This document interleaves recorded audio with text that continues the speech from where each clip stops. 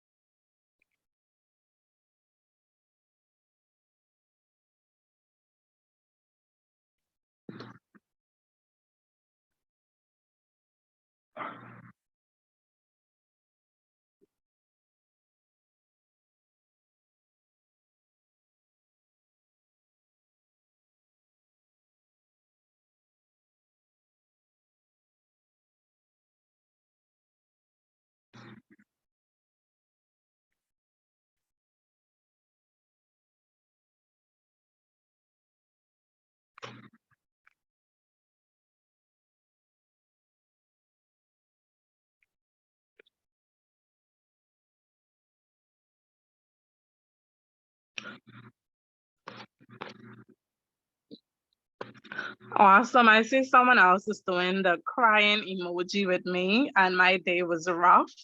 So I could only imagine how yours went, Anthea. Oh my gosh.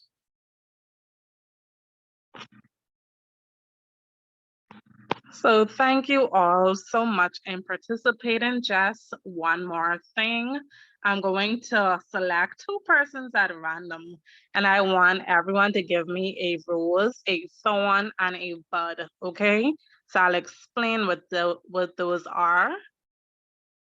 So a rose, basically tell me something that is going well in your life, any positives in your life right now, what's making you happy or what you can be grateful for. A thorn, any challenges or issues you are currently facing. It can be work or non-work related. And then a bud. A bud is something that you are looking forward to doing. So just let me know. Let me pick two random persons in the chat. Hold on 1 minute.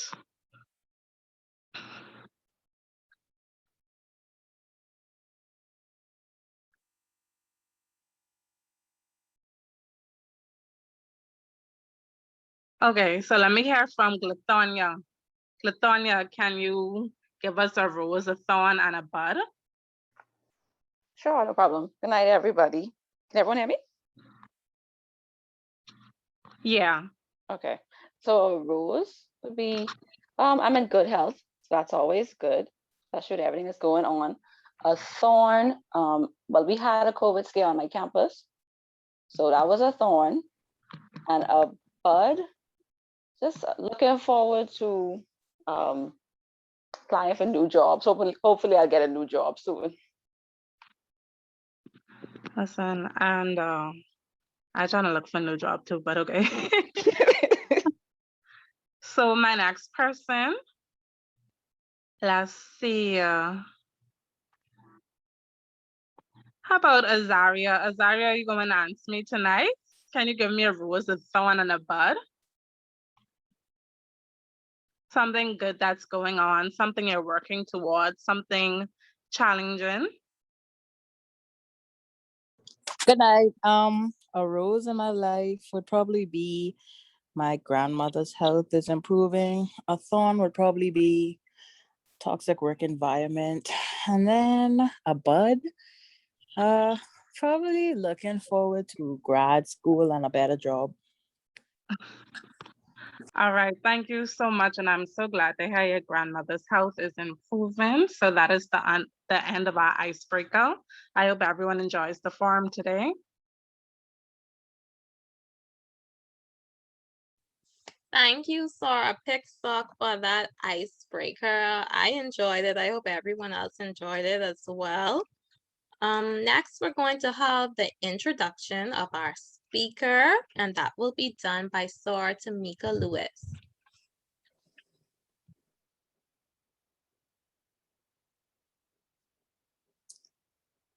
Alicia A. Wallace is a queer Black feminist, gender expert, and research consultant. She is the director of Equality Bahamas, which promotes women's and LGBTQ rights as human rights. Her work includes campaign development, the design and coordination of monthly event series, Women's Wednesdays, and disaster management. She is a steering committee member of the Feminist Alliance for Rights, Caribbean advisor for FRIDA, the Young Feminist Fund, and advisor at the Queen's Commonwealth Trust. Alicia has a weekly column on socio-political issues in the Tribune and has published academic papers. She produces The Culture Rush, a monthly newsletter fusing social justice and pop culture, and Scorch, which makes feminist academy theory more accessible. Passionate about creating systems and tools to increase civic engagement, she creates safe spaces for critical dialogue and bold imagination.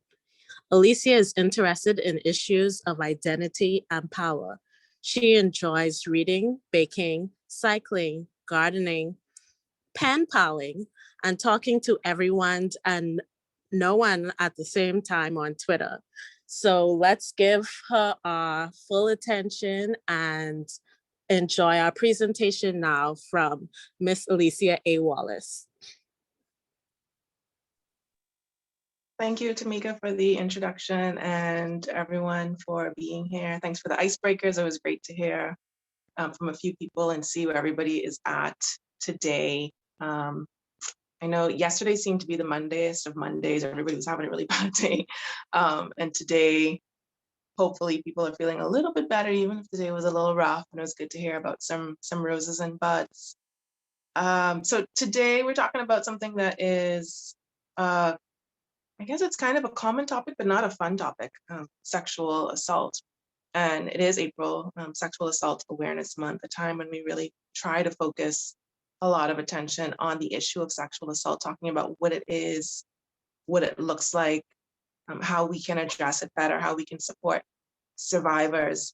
It's important to keep in mind that though this is something that we look at in the month of April, we spotlight it. It's something that we need to be considering throughout the whole year. And whatever comes to mind, the things that we realize, what we learn in April, should be things that we take with us from May to December and then back around to the next year, implementing into our programming, especially a group like yours, where you're focusing on women and the empowerment of women, recognizing that women are disproportionately affected by acts of sexual violence. It's really important to be able to integrate that into the work that you're already doing with women, with girls, and with the wider community. So for our talk, I don't want to just sit here and talk at you all day. And everybody's already had a long day. You've already been at work. You've been at jobs that you're ready to leave, I heard. So I really want to keep it as interactive as possible. So if you see me looking this way, it's because I'm watching the chat to see what you're saying, because I'm going to be asking some questions and I hope that you'll participate in the chat. And if anybody wants to unmute and jump in, please feel free to do that. I'm sure everybody will be happy to hear different voices. So just to get us started, I like to define our terms. I like to make sure that we're all on the same page and we know what we're talking about. So when we talk about sexual assault, what are some of the things that come to mind? Just drop them in the chat. What do you think of when you hear that term, sexual assault?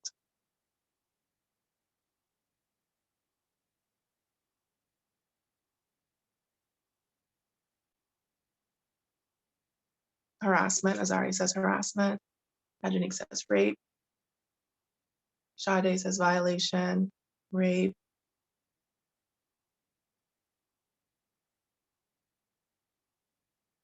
Yeah, so rape is like the most common thing to come to mind when you think of sexual assault. You sort of automatically go to what we imagine to be the worst thing. I see someone saying manipulation, and that's an important one and something that we miss. So we'll come back around to that for sure.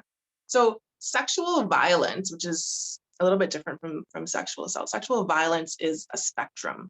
So you want to think about it as like sexuality, like gender. There's not like just two things. It's not just one thing. It's a spectrum, and there are things all along this line. And we think about one end of the spectrum being harassment. It's just sort of like an everyday thing, something that's easy to brush off. You might not be paying attention to it when it happens. A lot of people brush it off and say, oh, that's cultural. That's just a thing that happens. That's just men. Boys will be boys. That's just regular life. And as a woman, you have to learn to deal with that. That's the sort of attitude towards harassment. And then on the other end of the spectrum, we have rape, which is what everyone can agree is wrong. Rape is bad. Nobody should be raping anybody. It's like one of the worst things that could happen. It's women's greatest fear. It's definitely a crime, whereas harassment is not necessarily a crime, depending on where it happens, who's doing it to who, and who's there to see it, and how it gets escalated through whatever channels are in place within that environment. And then along that, there are all kinds of other things that could be happening, right? Like there could be groping, molestation, revenge porn. All these things are within this whole spectrum of sexual violence. Somebody mentioned harassment. What are we talking about when we're talking about harassment? Someone's saying invading personal space, invasion of your personal space, abuse as other examples of sexual assault. Yes, definitely. What is harassment? Anyone have like a quick definition of that? And then while we're at that, a quick definition of rape. Anybody?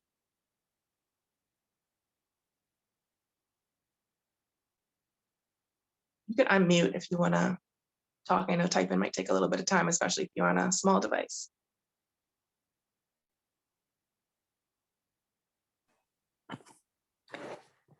Hi. Oh, sorry. So go ahead. When I think of harassment, I think of any type of interaction or engagement that is not received well by the person on the receiving end. It comes as causes hostility to them. Yes, exactly that. So it's an unwanted interaction between people. So one form of harassment is street harassment, which is something that Hollaback Bahamas, which is sort of a subsidiary of Equality Bahamas, has worked on for a few years now. Sexual harassment taking place in a public space.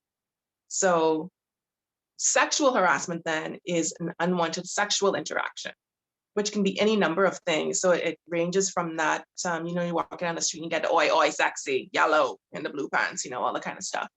And it can also include following you, stalking, pulling you, trying to touch you. Those kinds of things are all included in harassment, even while they can be categorized as another form of sexual violence as well. What about, so I see Melanie's offering that rape is a type of sexual assault. Yes. Does anyone have a more specific definition of rape? Azaria you had your hand up. Did you want to jump in here? Oh, I just was going to define harassment, but Soror Archer already did it. Okay. Okay, so someone is saying unwanted sexual intercourse is a definition of rape. Yeah. So rape is some form of sex. It doesn't have to be penile or penis entering a vagina, right? It can be any form of penetration of an orifice in the body that is unwanted. So there is no consent there, right? So everything along this spectrum is sort of hinging on consent. There are some things on this spectrum that would not be considered assault or would not be considered violence if they were mutual, if it was wanted, if there was consent, if there had been a conversation and agreement between the people who it's happening between. So consent is like that linchpin. It's that thing that if it's not there, then something is wrong. And how are we talking about consent? I know that there are a lot more conversations about consent now than there were 10 years ago or even 5 years ago, right? We're talking a lot more about that word and what it means and who can give consent. So one of the major issues that we have here in the Bahamas and in quite a few other countries in the region and all around the world is that the age of consent is 16. Please tell me in the chat what you think about the age of consent being 16. Any thoughts whatsoever that you have about that age? The issue that I have with that age is that it's different from the age at which a person can get healthcare on their own. So at 16, you can give consent to have sex, but it's not until you're 18 you can actually go to the doctor on your own and say, I would like some contraceptives, or I would like to have an STI test done. I'd like to know my status now. Okay, so we have some people saying many persons are not mentally mature at 16. You can't even vote at 16. Too young. And then we have some people agreeing with that. So what do you think? Do you think that things would be different if the age of consent went up to 18? Because most of the comments right now are suggesting that 16 is just too young. Like it's not a good time to be making this kind of decision. What do you think would be different if the age of consent was higher? What would be the consequence?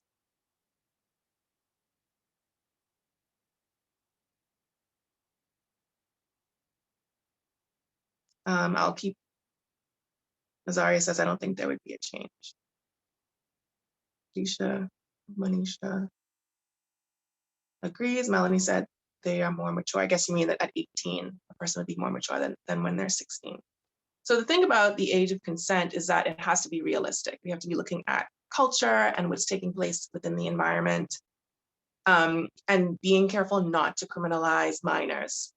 And we know that there's a whole biological process. We go through puberty, hormones, things happen within the body. We have different desires.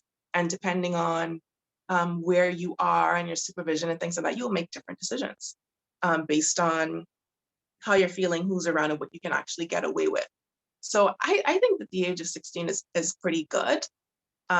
It just means that we have to have more conversations with young people at younger ages about sex and having those conversations in sex positive ways. And one of the things I talk about a lot is sex positivity.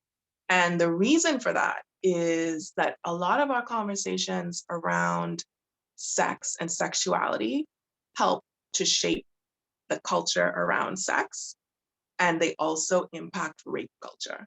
So when I say rape culture, what am I talking about? Anybody have any ideas about what rape culture is? Please put it in the chat. I see some other comments coming through. Someone saying women would better be able to protect themselves. Do you mean at 18 versus 16? And someone saying children are having Yes. sex way younger. Okay. How do you think that an 18-year-old is better able to protect themselves than 16? Can you explain? When I say that, I was specifically referring back to the issue where you say you can't even go to the doctor for yourself. So right. So once you're a legal adult, you can make that decision. I want to go to the doctor and get on birth control or whatever without having to go through the medium of a parent or guardian who may not be willing to have a constructive conversation with you.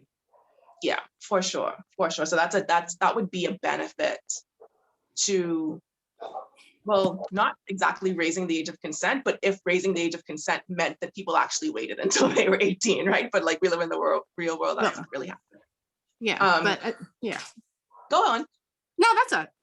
Okay. I saw that somebody else was saying that children are having sex way younger. And this is an interesting take. I think a lot of people think that, and I think that was true some decades ago, but from more recent research in the Bahamas in particular, we've actually found that young people are waiting. They're waiting more, they're waiting longer, and they're having their first consensual sexual experiences at an older age, which is quite interesting. And it's not something that I think many people would guess. And part of that is that we have these ideas that, you know, if young people are in relationship, if they talking on the phone, if they hanging out, if they kissing, whatever, then they got to be having sex, right?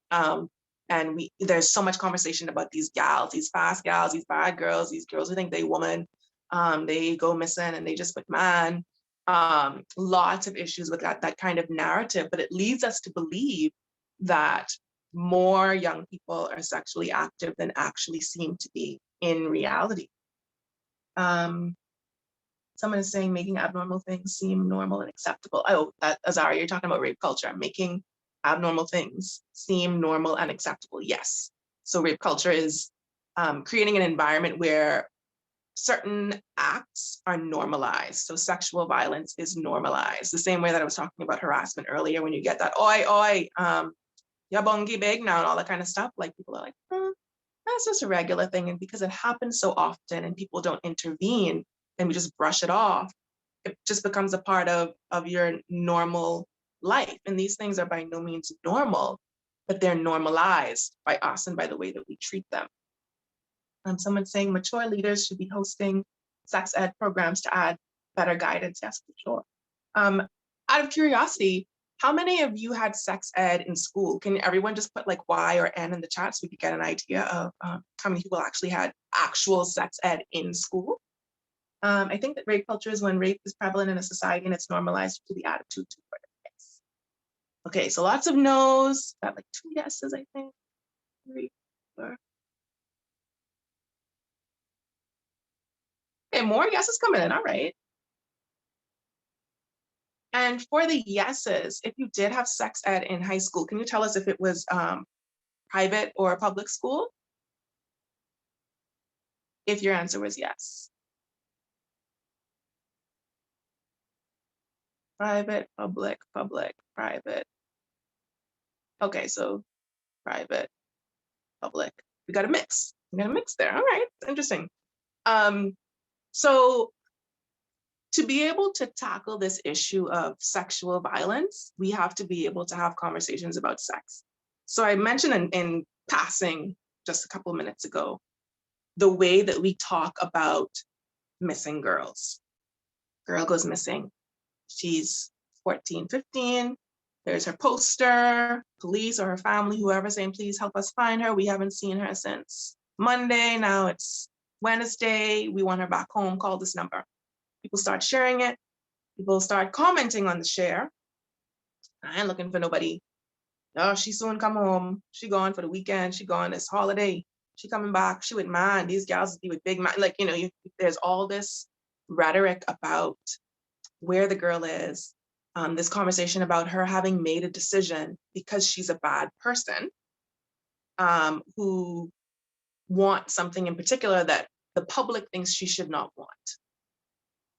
What are some of the issues with that attitude that you generally see around missing girls?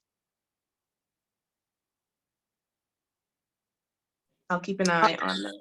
I Oh, see go ahead. that people, and I just was having this argument in our news comment section the other day, because people tend to take the responsibility away from the adult. Like I was seeing a lot of comments, oh, these gals want big man, not these big man want little gals. So I see that people tend to take the responsibility away from the adult who should know better and completely disregard that the law protects minors for a reason. Even if she said she chose to go in that car, she's not able to give consent because the law protects her because she's a child and children do silly things. It's the responsibility of that grown man to know better, but no one acknowledges that. Like everyone just demonizes the child in that situation.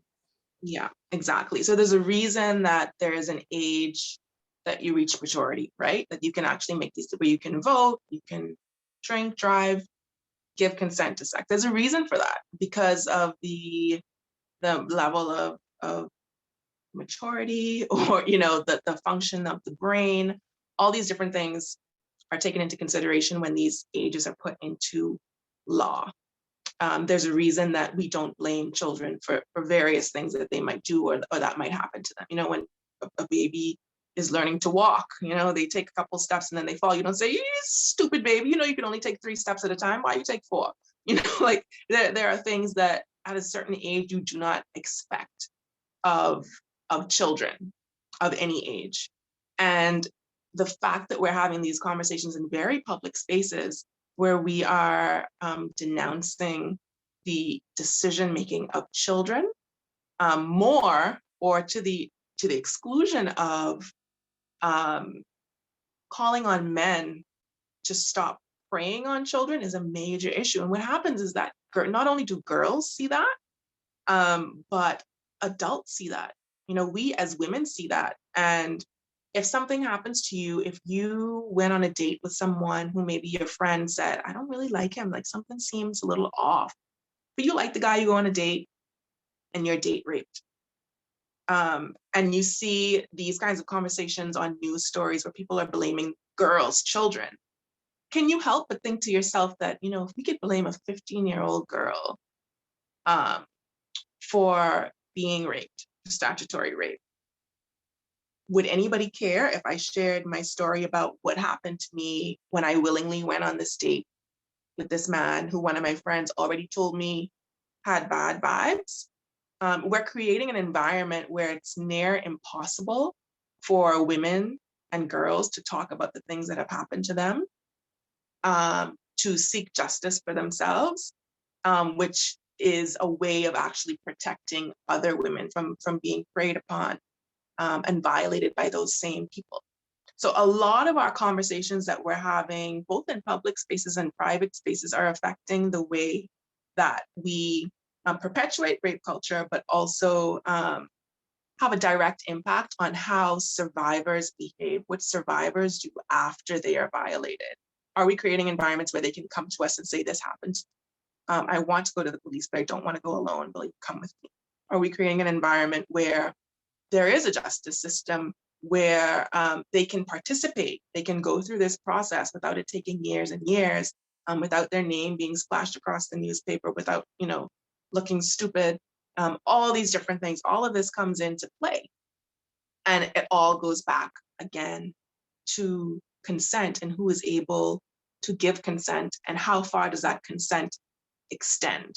So for that 15-year-old girl, she cannot give consent to spend a weekend with big grown man.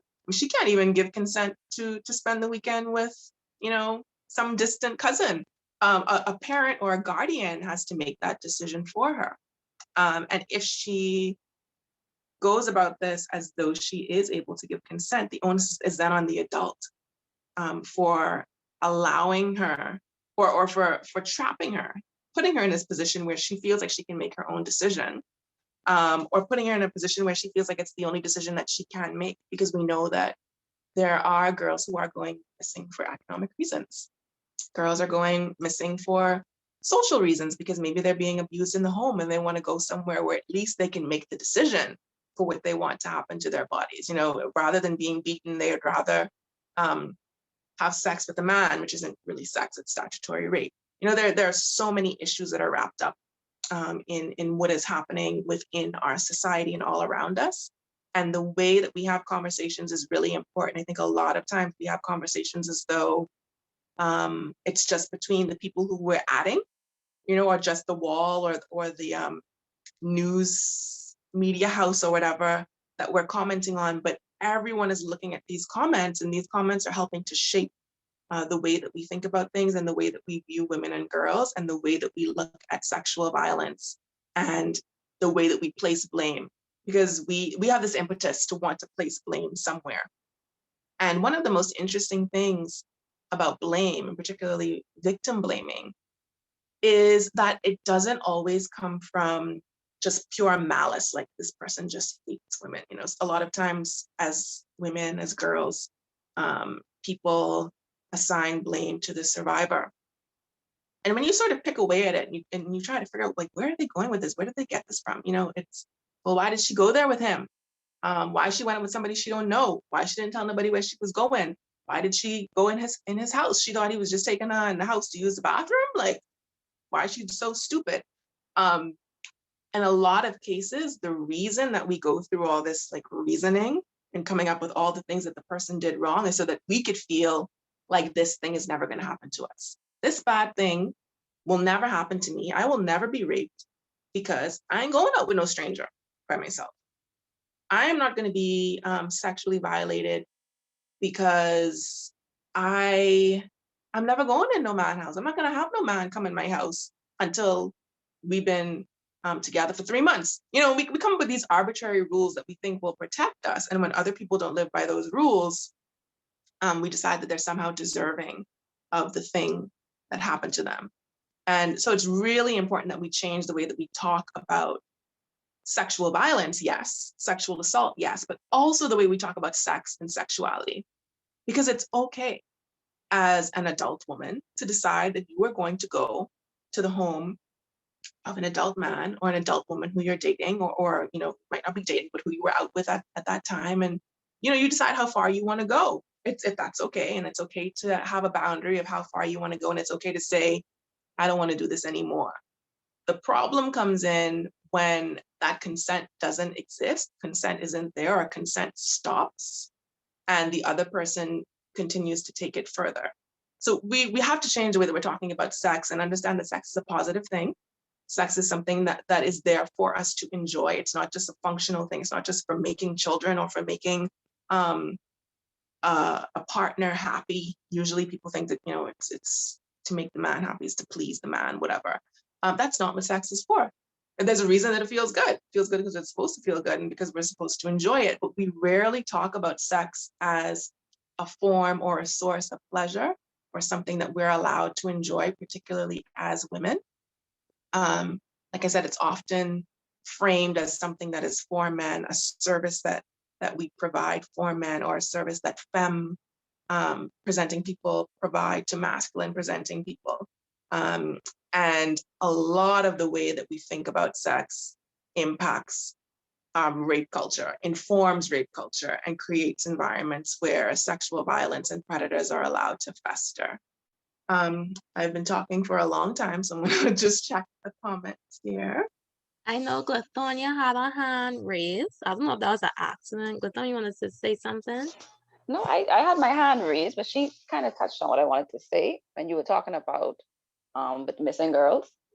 And I feel like a lot of times society has become desensitized to it. And it's unfortunate because those girls could potentially be in danger. But we sit there and we say, oh, well, she by big man. And I don't even think we put a real effort into trying to assist to find those girls.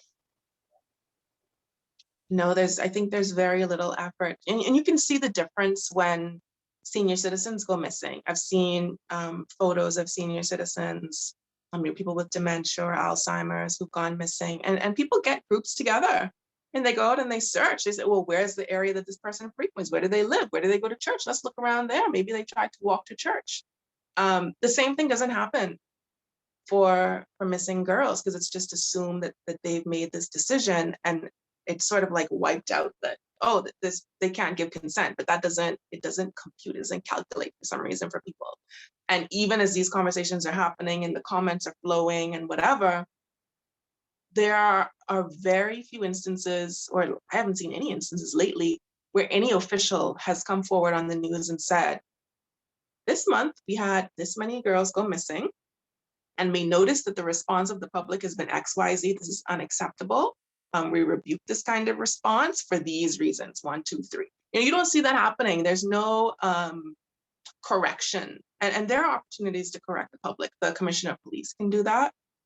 The people from Ministry of Health, who should have an understanding of sex and sexuality and sexual crimes and gender-based violence, can do that. The Department of Gender and Family Affairs can step up and do that. These are things that should be happening. We have to be constantly teaching and training and sort of recalibrating our public. And that's the responsibility of a government. That's the responsibility of people who are in these positions of power. It's not just to just do your job and just carry it out and sit at your desk and like check off things and sign off things, but to speak to the public and to provide information and to change the way that we think, to help us to progress and to be a healthier society. Somebody said it's usually us that have to correct the police. Yes. Yeah, there have been lots of comments from police that have just been like, no, that's absolutely not the way that it goes. And then NGOs like Equality Bahamas have to make statements to let the public know that this was said, it's incorrect, here's why, and this is the way that we need to be looking at this, and these are the actions that we need to be taking. We have to be putting information out into public space and dispelling these myths, because if we don't, people will just continue to believe that what they think or what they hear is true. Someone says with the missing girls, many of them have fell in the section of the boy, I guess, boy who cried wolf. So people downplay their situation. It's sad, but the question is how to really help corrected. I don't know what you mean by the boy who cried wolf, but no matter how many times a girl goes missing, she should be looked for. And if she's found with adults who are harboring her, then they need to be charged and need to be dealt with. And if it's happening repeatedly, it should be incumbent upon the police as well as the Department of Social Services to find out exactly what's going on in that home. There has to be a reason that she's constantly leaving. What's going on? Is she being abused? Is she being trafficked, prostituted? There's usually something else going on. Is there a need for mental health support? There are services that can be provided, that can be rendered to help people who are in these situations. It can't just be that, oh, well, this person just keeps doing this, so let's throw them in the garbage, or whatever happens to them happens to them. We have to take a more holistic approach to what's taking place in the country. We won't be able to solve this issue. We won't be able to end rape and sexual violence by just reporting on these stories, saying it's bad, and that's it. We actually have to reprogram ourselves. We have to think differently about sex, about sexuality, about gender and dynamics. We have to think about how we place blame. We have to think about the agency that women have, that everybody has over their own bodies, and how we can decide what we want to do with our bodies. We have to think about consent and our right to change our mind at any point. A lot of people feel that once they say yes to something, that they have to follow through. But the fact is, if you're in the middle of having sex and you decide you don't want to do it anymore, whether or not the person is satisfied, you can say that you don't want to do it anymore. Whether somebody considers that like a dick move or a bitch move or whatever, like that's their problem.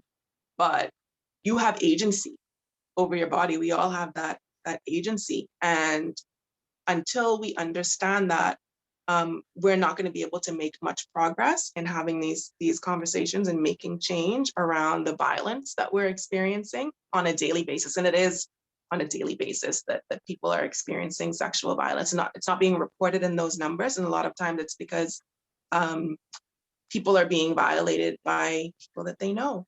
And it's a lot more difficult to report, especially with someone in your own house, which brings us to the issue of marital rape, where it's not criminalized for somebody to rape their spouse, which is a serious issue. Again, going back to consent and agency, and this idea that one person owns the other. One person is supposed to have endless access to another person's body, regardless of whether they want it or not. Alicia, you have a reason. Melanie. Hi, Melanie. Hi, Alicia. I have a question, or I want to go back to something that you would have said a couple of minutes ago as it relates to young ladies. Maybe there's something going on in the home, maybe they're being abused, whatever the case may be. But what if this person or this young individual is not from, I'll say, a broken home? The parents, working to make sure that everything is right. However, when they go to school, they hang out with their parents. That there's a lot of peer pressure in school where other kids may be doing other things and they just want to fit in. Do you think in our society, most cases are of peer pressure? I don't think so. From what I've seen, I don't think that's the case. I mean, there is peer pressure, of course, for a lot of different things, and it goes to a certain extent. But for someone who is in a home where they're comfortable and things are pretty okay, I would say that it's pretty out of the ordinary for them to become one of these missing girls. But even if we were to say that's the case, I mean, I remember being in school and there being so many conversations about peer pressure. And your friends will try to get you to do this. I mean, there were things that my friends never tried to get me to do. I don't know anybody who is like in my school, in my grade, who's like being pressured to smoke cigarettes or, like whatever they were talking about. But the point is that, there was this whole scare about drugs and other substances in like the 80s and 90s. So there was a lot of programming in schools, a lot of things being integrated into the classroom focused on those things. We aren't doing the same thing regarding sex and sexual violence. We're not talking to young people about their vulnerabilities. We're not talking to them about the fact that people are preying on them, particularly men who know them, who have some ongoing interaction with them. So you hear a lot about bus drivers, right? Because bus drivers actually, like, they get to sort of build pseudo relationships with people because they see them all the time, because these people are getting on one of the same 3 buses, you know, every day, twice a day. And through that sort of familiarity, they have the ability to sway young people and get them to do certain things. But we're not warning them about that. If we're not talking about these things, how are they supposed to know? How are they going to be on guard? And then beyond just talking about it, and a lot of times when we talk about things, it's around them, right? Like, we're not talking to the young person saying, hey, I know you catch the bus by yourself. There's something that's been going on a lot that I want to talk to you about. It's like you're talking to your friend and you're like, and these young gals, they don't know these bus drivers is the da da da da da. But Ariane sitting over here is supposed to just glean from what she's overhearing when she's not supposed to be listening to grown people conversation, what she's supposed to do. But you're not saying, how do you get out of it if you're in a vehicle with this person who is saying, you got to come with me? Are you giving them the tools to be able to get themselves out of these situations?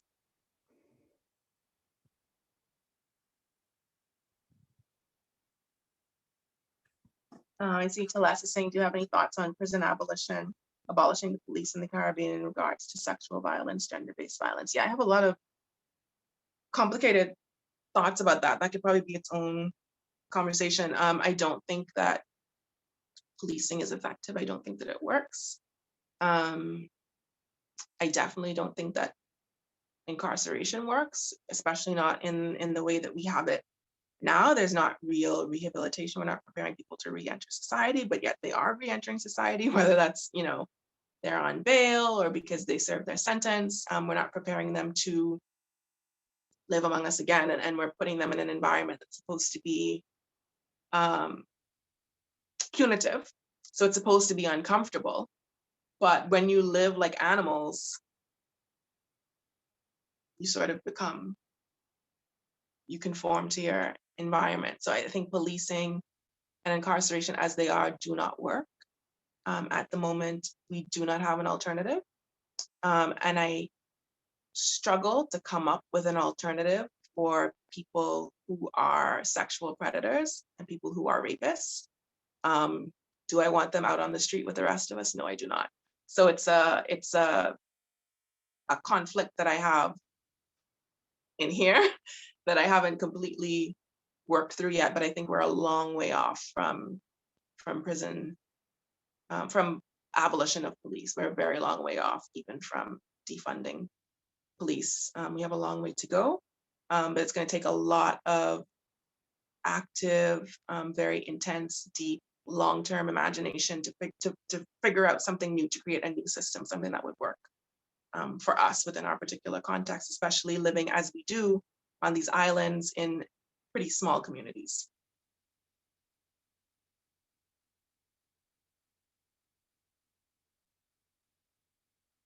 Any other questions or comments?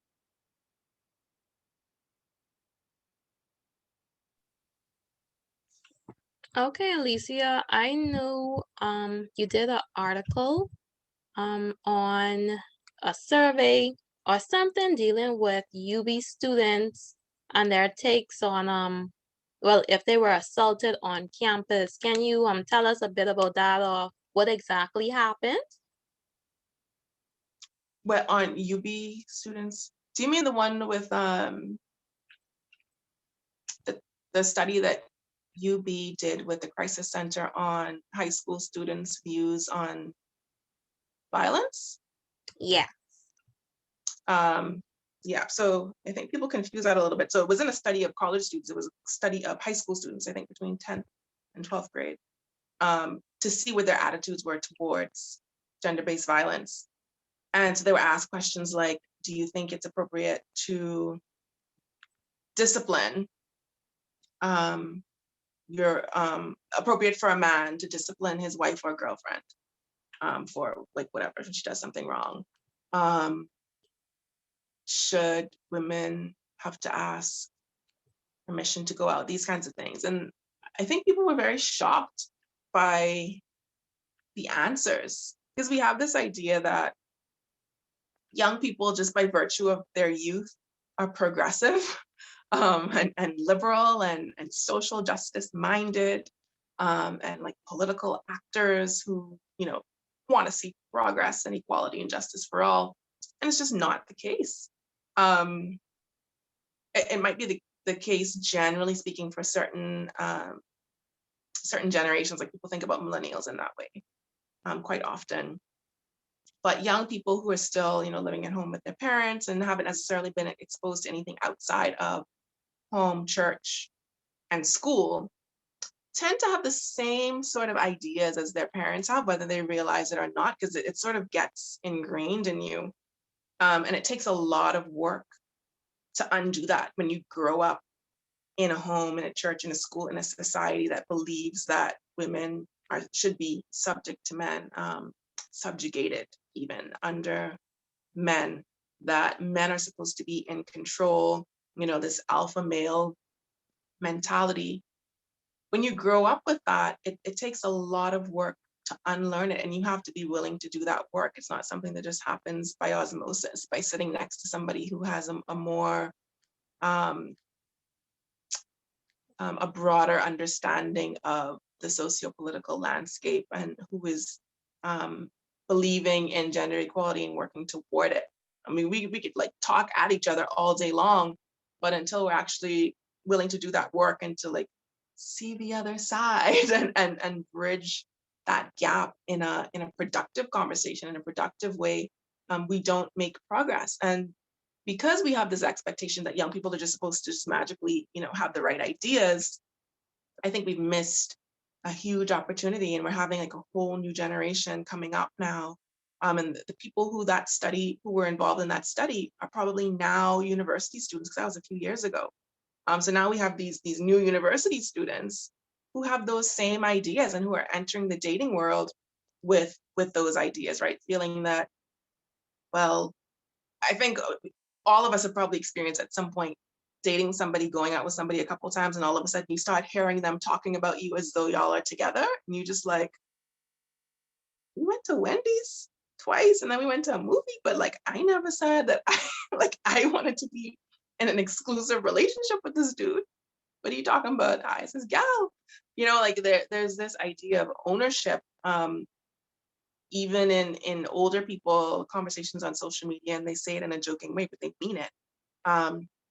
If I take you out for dinner, then something better be happening, or you could pay for your own dinner, or, you know, these gals want to be going out and having this and that, and they want to go to these expensive places, and they think that's just going to go like that. And these are not people who would consider themselves rapists or sexual predators, but they do believe that dating is transactional. They clearly believe that the way that their money is spent on a woman, you know, not on the experience of dating and getting to know someone, but they're seeing it as they've spent money on this woman, and there's supposed to be this immediate return on that investment. And that return is generally supposed to be in the form of some sexual favor. So dating has become basically a form of sex work. You know, like women are having sex with men to get meals. Men are buying women meals to have sex. Like, it's a very strange dynamic. And it's connected very much to, you know, what these teenagers said, that what their responses showed that they believe that there is an imbalance of power, and that there is supposed to be this imbalance of power within relationships of people of different genders, particularly men and women. Wow. Does anyone else have any other questions before we wrap up?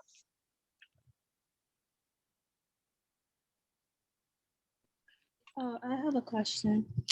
So Alicia, like from your perspective, what can those of us who aren't politicians or NGO leaders, but just like not activists either, but just like everyday people, like what can we do to challenge sexual violence, gender-based violence,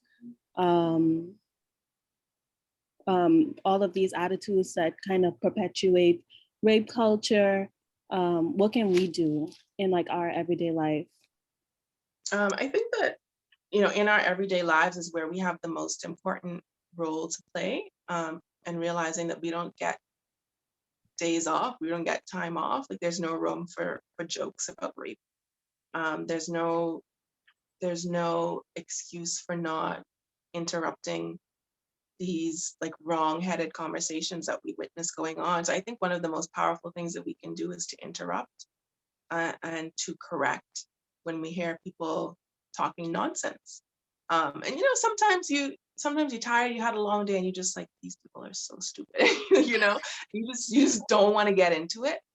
Sometimes the person or the people well, or in a particular context, and you don't really want to go up against them in that way. Like, who really wants to sit down and talk to their grandfather about his misogyny? But that's where it starts. And even if you don't want to talk to grandpa, take the opportunity later on to talk to your little cousins who were in the room and say, so y'all heard when grandpa said da da da da da? What do y'all think about that? And open up the lines of communication, so that you have an opportunity to find out how they're thinking and hopefully have some impact in changing the way that they're thinking. So there are some key things that like ordinary individuals should be thinking about and talking about. So definitely one of them is power, power dynamics. How do we exercise our power within our relationships? And the things that we do in our friendships and in our relationships with our family members tend to be the same things that we go and practice in romantic and sexual relationships. So keeping an eye on that, and letting people know when you see something happening that's a little, that seems possessive or seems abusive, or you see somebody gaslighting somebody else, like trying to convince them that something that they know happened didn't happen, or that they're being ridiculous and reading something wrong. Being able to interrupt that and saying, why did you have a problem with her telling you what you did to her? You did it. Why do you want to deny it? Just being able to interrupt is really important, and holding up a mirror to somebody else. So there are a lot of times that we can do things that are weird or odd, or wrong, and not realize it until somebody does it back to us or until we hear about it. So, and one of the things that frustrates me is when I see somebody doing something, or I experience somebody doing something to me, and I bring it up to them, and they become upset because I bring it up and because I name it, and it's like, no, you don't get to be more upset about me telling you that what you did was XYZ than I am about what you did. Like, you need to be concerned about what you did. So sometimes people just need you to hold up that mirror and being able to say, that was misogynistic, or you sound rapey.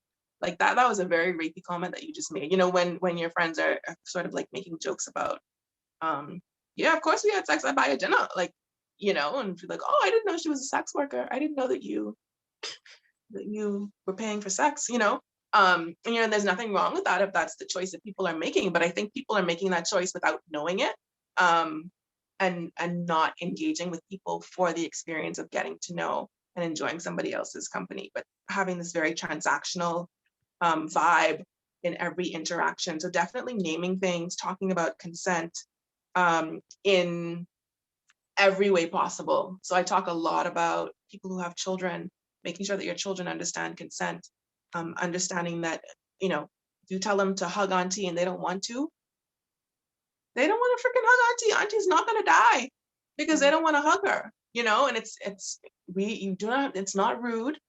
They just don't want to. But when you start forcing children to do things with their body that they don't want to do, they learn that their body doesn't belong to them. And we grow up with those same ideas. I mean, I am still like dealing with certain ideas around my body and my own behavior that I grew up with. Not because my family was like, and you will belong to somebody, but it was very much like this obedience, and you want to be polite and the good child and whatever. And you don't really outgrow that. It's something that you have to learn for yourself.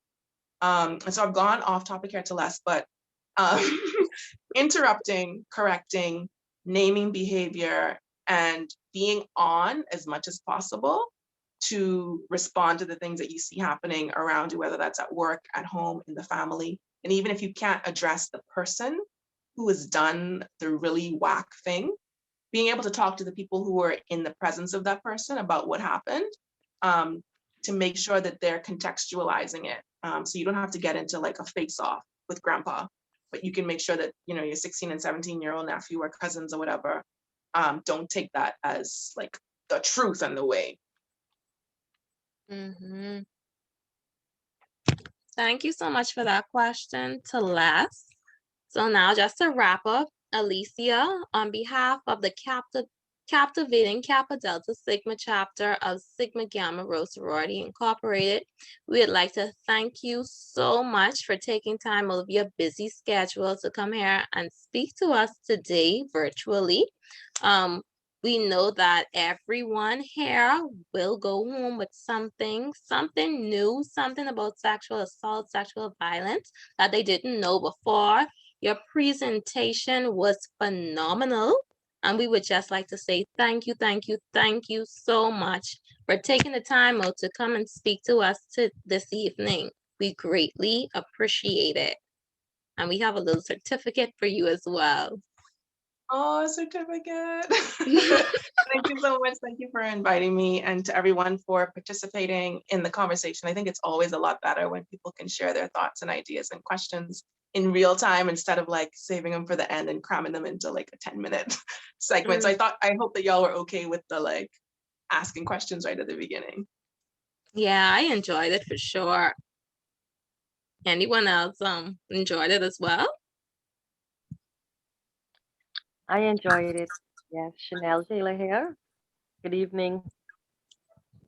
That's good. Thank you so much for the input, Chanel. And now, just a vote of thanks to end. We'd like to thank everyone who took the time out tonight to come to our sexual assault awareness event. Like Pasha said, it was a great conversation. I thoroughly enjoyed it, and I hope you all did as well. We appreciate your presence, and we just would like to say thank you, thank you, thank you to everyone who came, especially if any members of the NPHC came. We'd like to thank you. And if there are no other questions, we just have one more thing to do. Tomorrow is Denim Day, for those of you who don't know. And basically, Denim Day is just part 2 of our events. We'll be wearing jeans, denim tomorrow. And we just ask everyone to take some photos, send them in, or tag KDS's page. And besides that, that's it for the evening. Thank you all so much for coming. Good night, everyone. Good night. Good night. Good night. Good night. Good night.